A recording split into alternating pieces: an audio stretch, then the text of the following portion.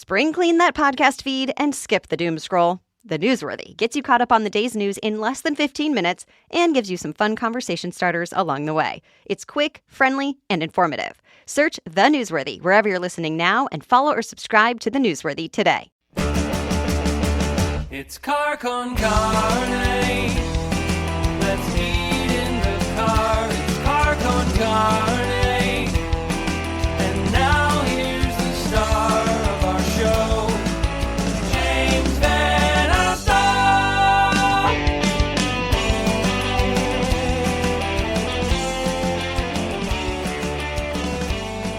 And welcome to it. It is Car Con Carne. I'm James Van Alstyne.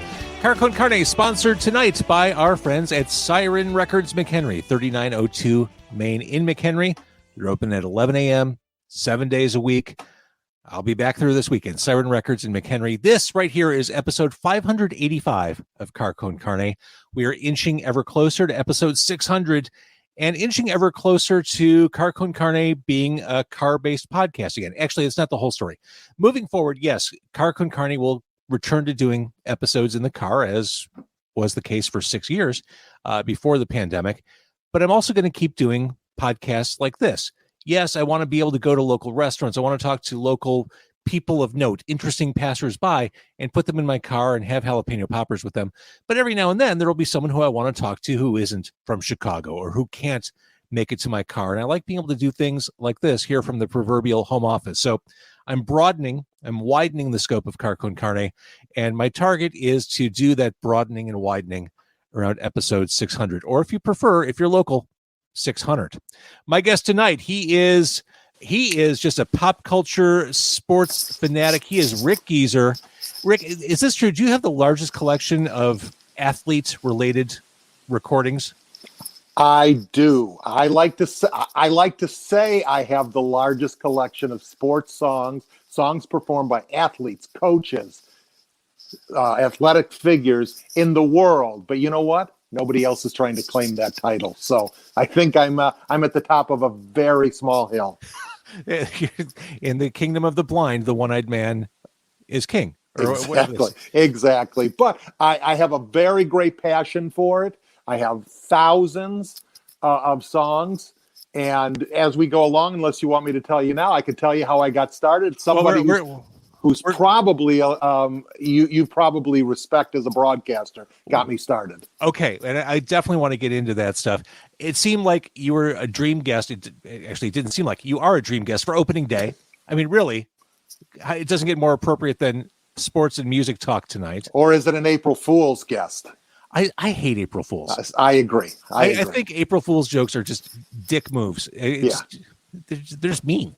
Yeah. But that's my opinion. So anyway, you are a celebrated broadcaster. You're a celebrated government official. You're a celebrated publicist. You have your hands in so many things.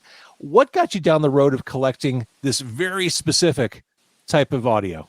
Well, I started in the late 80s because I was working at a radio station in Indianapolis. I worked on the Bob and Tom show. Sure. And on famous long-running radio Hall of Famers.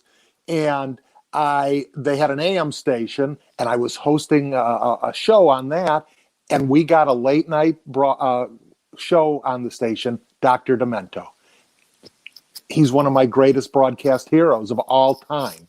Oh, so we all remember, I mean, growing up in this area, especially in the Midwest, those middle of the night broadcasts, those late night broadcasts, our first experience with Weird Al and Barnes and Barnes. I mean, Dr. Demento, he was wildly influential on us miscreant kids. So many of us. And so I said, I got to interview him. I was doing a sports show. I was hosting a sports show, but I'm like, I got to get him on. I got to talk to my hero. And so I sent his office a note saying, do you have any songs by athletes? Anything sports related? And he sent me a reel-to-reel, which I still have, but it's kind of delicate, so I didn't bring it out to show you. And with about 30 songs on it, and it just rolled from there. So I've been collecting ever since. Do you still have a reel-to-reel player? Do you have one in your home? I don't. I saw one at Siren Records McHenry, the sponsor of this episode. I thought, I have no practical purpose for a reel-to-reel, but it'd be kind of cool. It'd be a good conversation piece for the house. It would be very nice. I still have my razor blades though to edit. Oh, sure. I mean, when I started in radio, same with you. I mean, I remember getting the grease pencil out and joining tape together and trying to make it sound good because you got one shot. Exactly.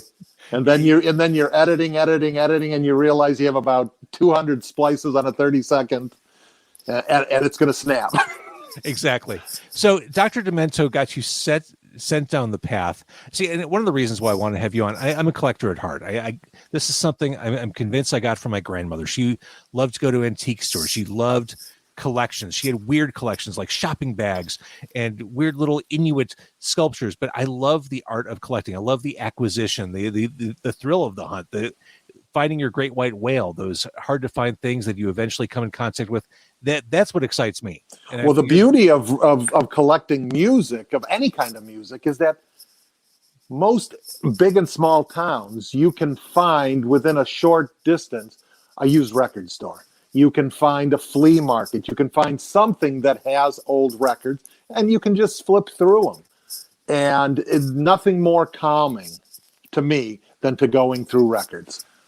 I totally agree. The whole family was gone over the weekend. I took myself to the, I forgot what it's called. It's like the Antique Mall by Broadway and Granville in Chicago. And it's a bunch of little, booths, antique booths, and half of them have records there. And I just quietly went through them by myself. I grabbed a Devo record. I grabbed a Blue Oyster Cult record. I find it very relaxing. Relaxing. That's the only social in public thing I've done over the past 12 months is go to buy records. That's it. Right. And there's not that many of us, really. So we will be socially distant. Yeah, plenty of room. Yeah, 6 feet, no problem. Yeah. So you're a collector. Let's start there. Is there a great white whale? Is there something that you've yet to find that you've been desperately looking for years? There's nothing specifically that I've desperately been looking for, but there are great pieces along the way. Babe Ruth and Lou Gehrig put out a record, back in the 20s. So would love to get a copy. And this be a 78. And I have it on audio, but on the reel-to-reel, because it was part of the Dr. Demento.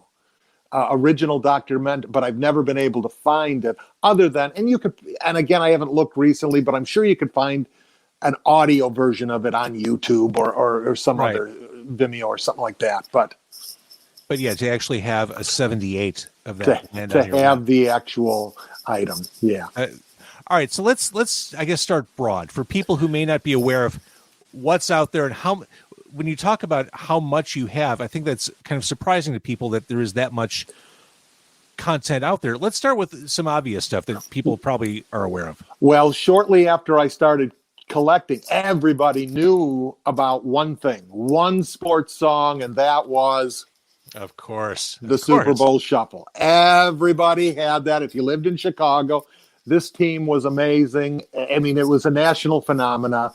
So everybody had that. But now you talk to people and you say you collect sports songs, and they'll be like, "Oh, you mean like the Super Bowl Shuffle?"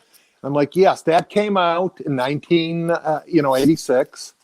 Luckily they had some chutzpah there. They weren't even in the Super Bowl yet, and they were doing the Super Bowl Shuffle. But they weren't even the first sports team to put out a song. Now, they were the first team to get majorly successful with it.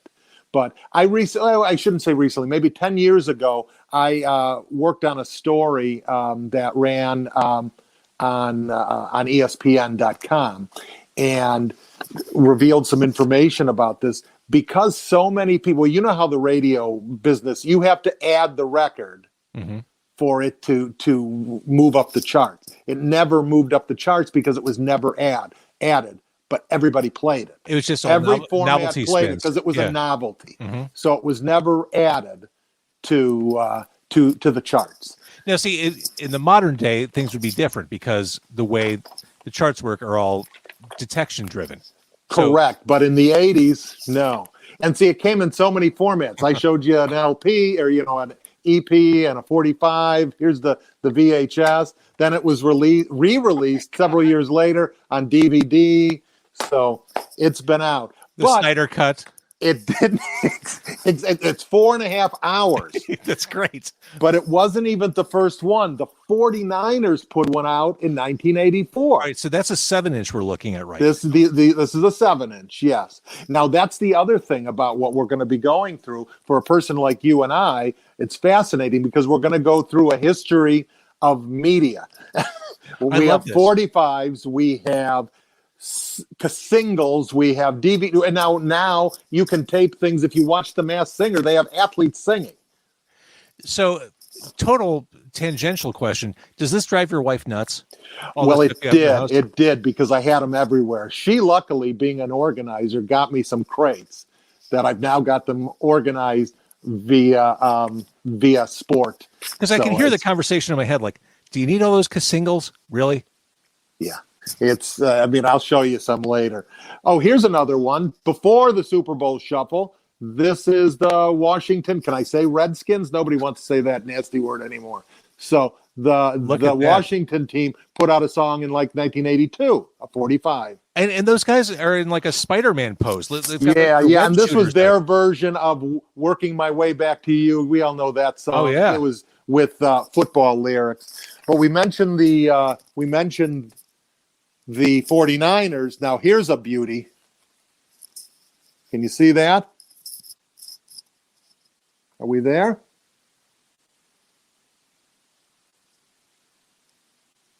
Okay, I can't hear you, James. Sorry, a little technical issue. All right, what were we looking at there? We were looking out. This is Freddie Solomon, who played for the 45. This is a 45 in the shape of a football. That's fantastic.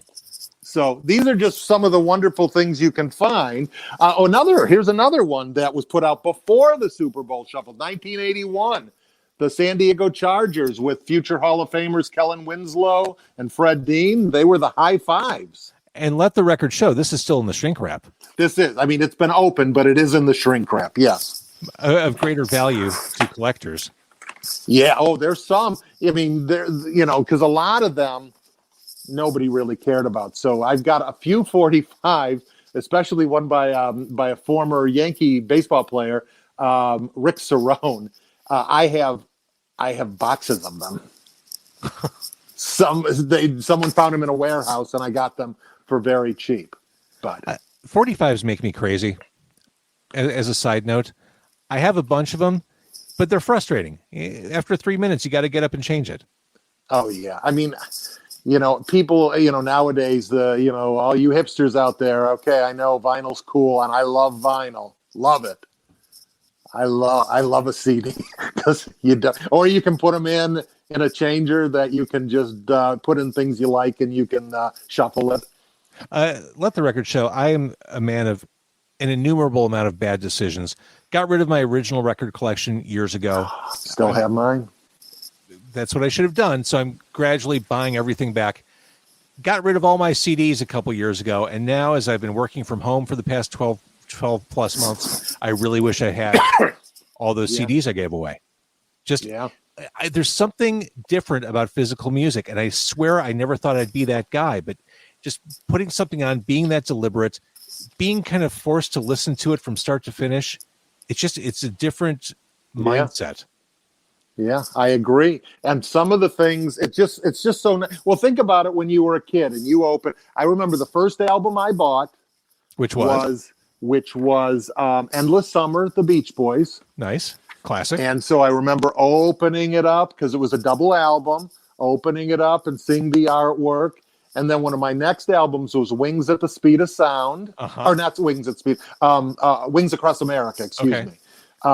That the concert album, and which again, it was triple disc, wasn't it? It was a big one, and so you were able to open it, and there was artwork and lyrics, and it was just, and can you smell those? They smell. Exactly. So, but what I showed here, we were talking Super Bowl Shuffle. Those guys weren't the only Bears who recorded music in that era. Walter Payton and William the Refrigerator Perry put out Rapping Together. I feel like I remember this, but the same era. I remember that it existed. I don't remember what it sounds like. It's terrific. You can go to YouTube. There are videos of it on YouTube, so you can check it out. But also in that same era, Walter Payton put out a flexi disc Yes, he did. for Kentucky Fried Chicken. That was a thing. I mean, I remember when we were kids, Rick. I mean, I know we're only 25, but I remember like Burger King would do flexi disc promotions. Yeah. Like Or you could get the compilations. Archies on the back of alphabets. Yeah, I mean, that was a real thing. You can actually get playable records from fast food chains like KFC Yeah. with that Payton disc. That's amazing. Yeah. Also in that era, Mike Ditka put out the Grabowski Shuffle. This is a video of it, done by the same team that did the Super Bowl Shuffle.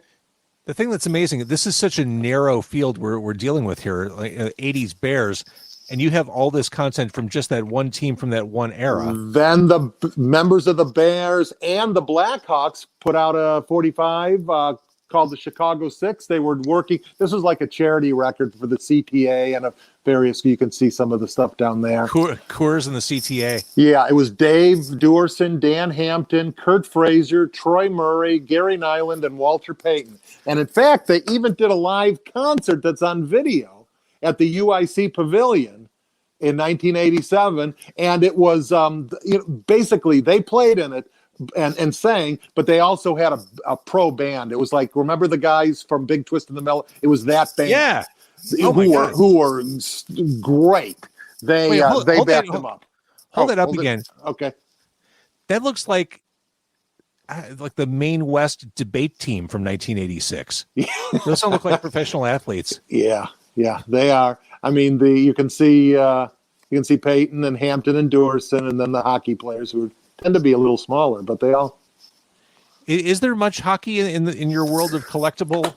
Oh gosh, is there? Why don't you give me a second? Let me go grab them. They're right over here. Hold on, since you mentioned hockey. I put them on the spot. Got 'em. Rick Gieser, owner of the biggest collection of athlete-created songs I'm back. in the world. Okay, As I'm wearing. I've got buds in, so I apologize. As Giorgio just said in the chat, the treasures this man has. Oh, Giorgio. Love you, Giorgio. Hey, this is one of the greatest things you will ever find, and you can find this on YouTube. It's Guy Lafleur, Hall of Fame, Montreal Canadiens, and this is a hockey instructional video or album. An instructional Nice album. So it's all spoken word. All spoken word in French with a disco backbeat. This came out in 1979. It is absolutely fabulous. Wait, so there's a booklet in there, like an instruction to follow along with. Yeah, let's pull it out. It's Lafleur. Oh, this is magnificent. And it shows different things. And let's find some. Oh, here's one. This is scoring. So it's in French. See? This is when the collector in me gets really excited, seeing stuff like that. Well, we'll have to hang out and play records sometimes. Absolutely right. And I have a feeling, Rick, this isn't the last time we're going to do this on this podcast. Well, and then another one that you, being the music fan that you are, this is basically a goon, Ken Baumgartner. Uh-huh. He put out this on Metal Blade Records. That's legit. It is legit. And there's members of Fate's Warning, Armored Saint. John Bush is on it. Get out of here. Yeah, they all play on here. John Bush of Armored Saint, later of Anthrax. That's hockey. Oh, here's a single by the Buffalo Sabres. Burning Down the Ice. Burning Down the Ice. Burning down. Of course, you know what it and we're the Buffalo Soldiers to the Bob Marley song. You can't do that to a Marley song. You can't. Oh, this is something special. This was for juvenile diabetes. This was the New York Rangers, Phil Esposito, put out, and on the other side was the Los Angeles. This looks like a Bay City Rollers album cover. Dion and the Puck Tones did that. But what's really cool about this, who wrote both songs? Alan Thicke. Get out of here. Alan Thicke wrote the songs. He's Canadian, right? He's somewhat Canadian. And then the greatest song of all time, holiday song, is by a hockey player. Hall of Famer, goalie, Johnny Bauer, 1965, put out this terrific song, Banjo Mule on that side, but on this side, it's Honky the Christmas Goose. Oh, it came no. out on Capitol Records.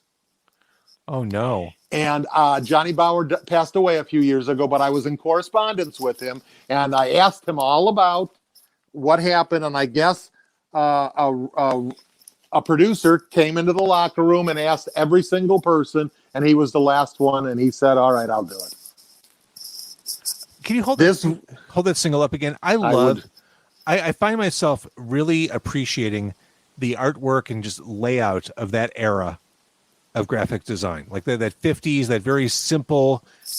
That's the Banjo Mule was the flip side, and then Honky. That's fantastic. And that's fantastic. And this actually in Canada reached like into the 20s on the charts. It was a successful song. See, does it count in Canada? Aren't Canadian rules such that there's a certain amount of Canadian artists that have to be played on each radio station? There's like a percentage. I think so. They always said that about Second City Television, SCTV, that's one of the reasons Bob and Doug McKenzie, because that was the Canadian content.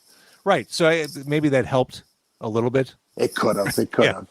You know, there's a lot of great bands up there. Without a doubt. Yeah. All right, what else do you have, Rick? Okay. Well, it's baseball season, so why don't we talk a little baseball? Here's one. Stan the Man Musial put out, this is a Hall of Famer for the St. Louis Cardinals, and he was well known for his harmonica. So he put out a harmonica music book, and when you bought this, you got the music book. You got, can you see that? Yeah. You got a harmonica with his, a stamped autograph, and a single with him playing harmonica songs, basically "Oh Susanna" and stuff like that. Plus, there was a trading card in it as well. That's fantastic. So, it's kind of like, it reminded me of like when a lot of us, when we were kids, we had chord organs. So here, here's the book. But this is one of my favorite pieces right there. It's baseball related. And it's baseball related. Yeah. Another one with some local ties that I absolutely love. It's a single, or it's a single. It's Jimmy Pearsall. Everyone remember him? Fear Strikes Out, the famous movie in the 50s. He battled mental illness. He was a broadcaster for the White Sox in the 70s with Harry Carey. Well, he put out this instructional cassette on baseball. But, all the kids in 1987 were loving that rap music. So he does the Pearsall rap, Thinking Baseball. So this is quite special. Oh, that sounds cringy. Quite special. Here's a couple things right here. These are just some 45s, but everybody wants to jump on a trend, whatever, in culture, in entertainment. And in the 1974, Hank Aaron was going to break the Great Bambino's home run record. So a couple athletes put out records to commemorate it. Nelson Bryles, who was a pitcher for the Pittsburgh Pirates, he put out this song called "Hey Hank, Don't Hit It Off Me." Didn't want to do that. And at the same time, Bill Slaybeck, who was a pitcher for the Detroit Tigers, put out this song called "Move Over, Babe." Well, now, the first one you showed, that was on Capitol Records. That was back when record companies just were lighting money on fire. They could just throw money at anything. It didn't matter. Sure, we'll do the Hey Hank single. We'll press up 15,000 of those. We'll see how it does. That could never happen again. And Nelson Bryles went on to record several tracks for Capitol. Get out. So throughout the years, I'm going to reach for some more here. They're right over here. A lot of people have recorded through the years. Oh, the Big Blue Wrecking Crew. We are the champions. They had just won the World Series, and these guys even appeared singing "We Are the Champions" on Solid Gold. So wait, you got Rick Monday. Who else is in there? Rick Monday, Jerry Royce, Steve Yeager, and Jay Johnstone. Jay Johnstone, who just passed away recently. So,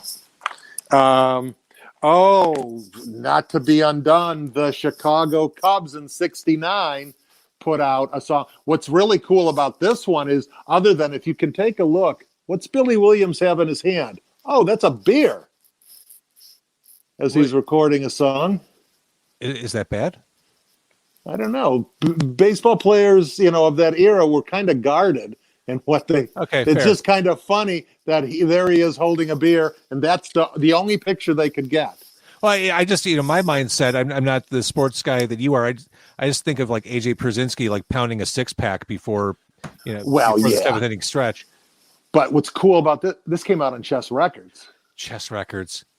By the way, Chicago needs to do a better job taking credit for the tradition that chess has brought the city, for the history and the heritage. Well, you thought for a while, with the Blues Foundation and Willie Dixon, and then Willie Dixon's widow was, working to try to turn the old studio on South Michigan into an attraction, but it just never seemed to really take off. Which is too bad. I mean, because every time I go there, every time I try to get street parking when I go to C2E2, I pass by that building, and I have visions of, the Rolling Stones in the 60s. That was the first place they wanted to visit when they came to America. Like the people that passed in and out of there, whether it was Willie Dixon or Muddy or whoever, like just so much musical, cultural history in that building.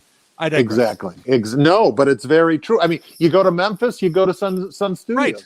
And it's still, I mean, I remember seeing that for the first time when I went to Memphis, driving by. I'm like, holy shit, like almost got into an accident. I'm like, there it is. Like Elvis walked off the street into that building.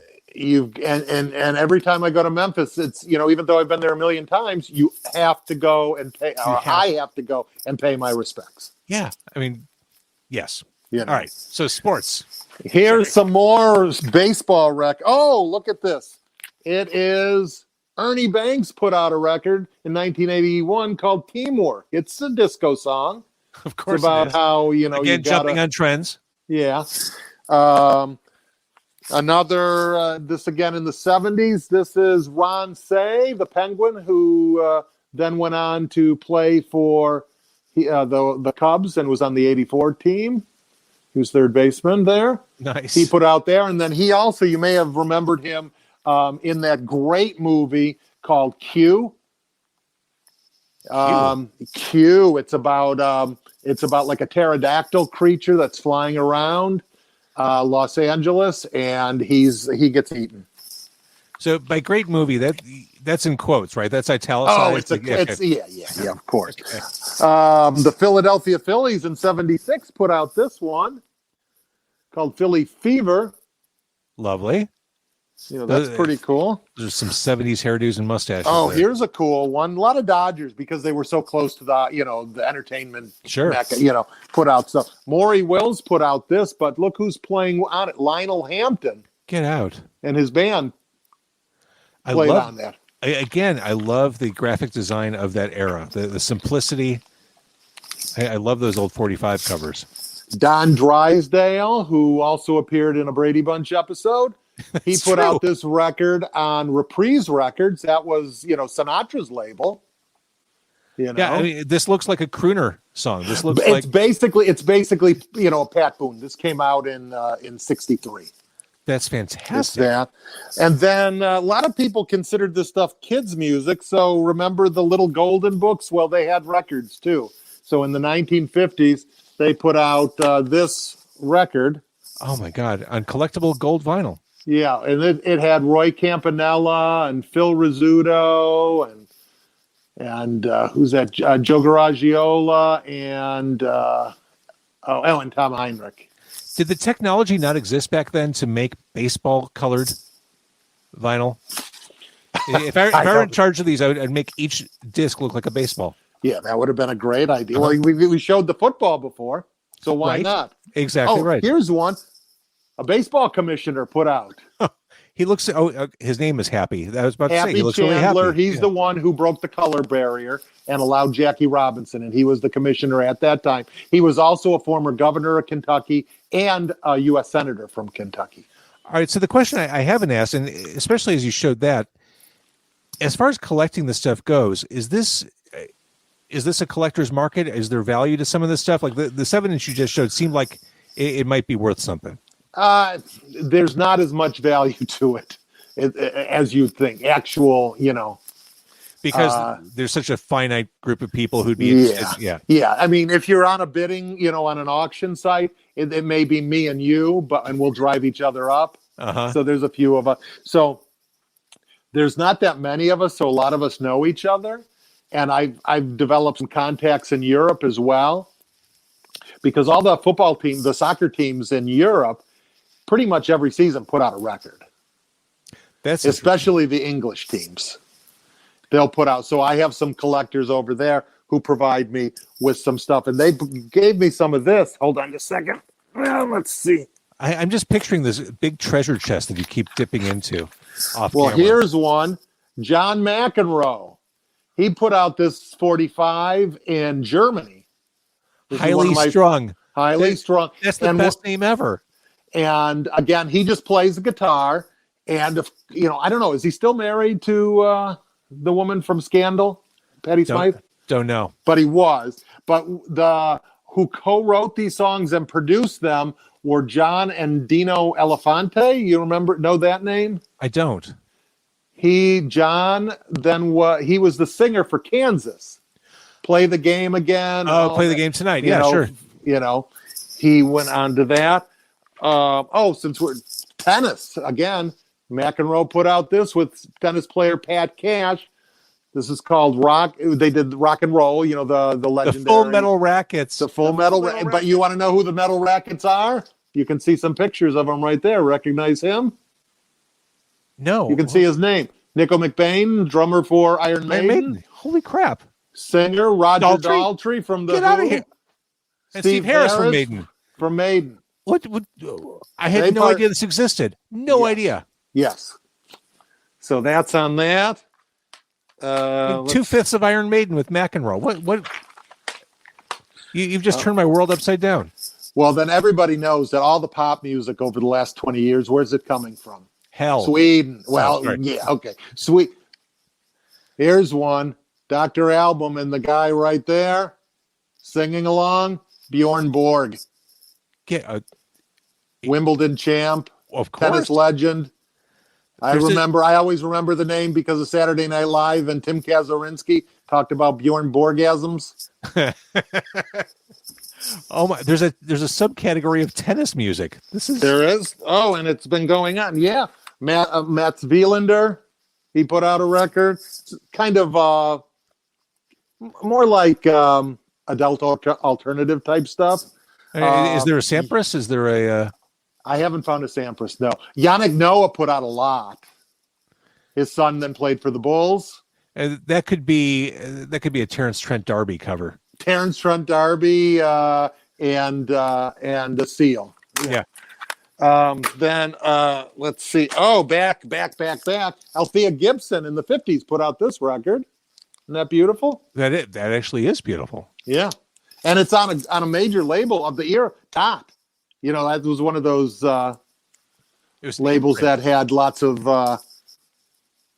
gangland ties. That's so cool. I love that old stuff. And we get stuff from every sport. One of the main sports that people have done a lot of music from. Do we still have some time?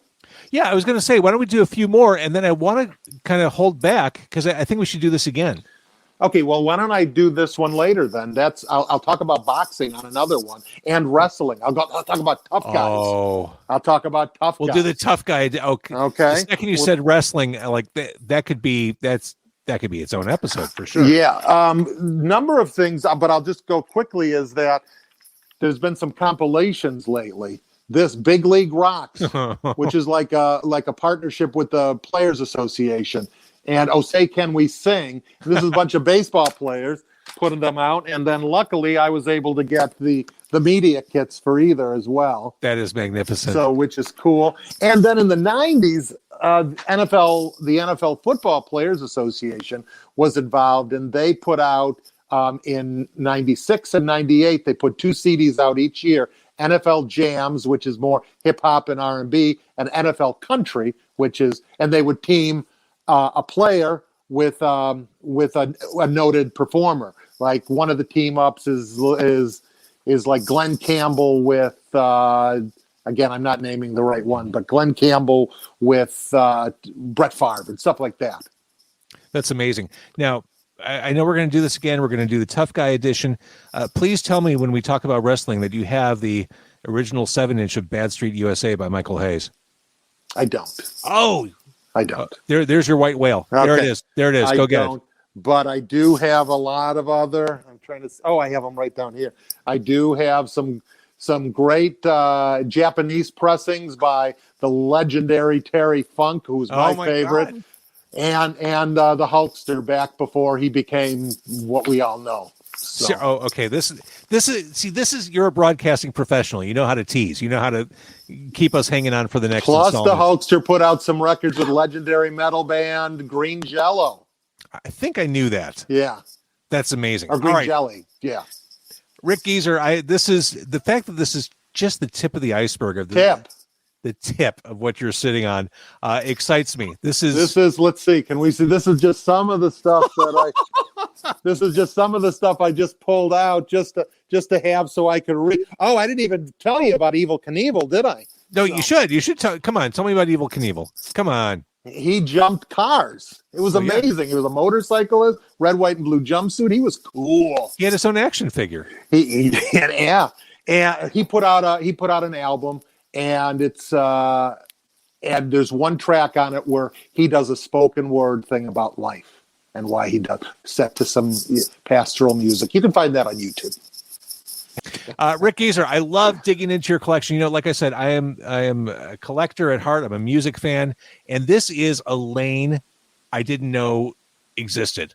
Well, and there was a lot of it that you didn't know. I mean, you're a music savant. I mean, you know stuff about music.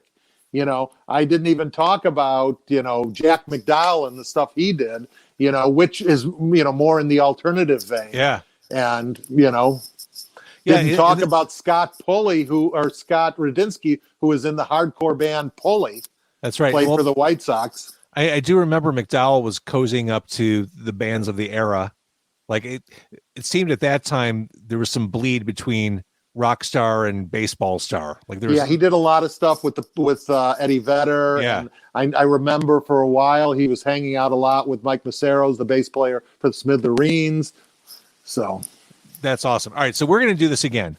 Excellent. If you have the time, you're like one of the busiest dudes I know. Oh, I love to do this type of stuff. I love to share this. This is nerd central for me. This is, I love this stuff. Cammie called me a nerd. In a good way. Wait a minute. She said we're both nerds. That's right.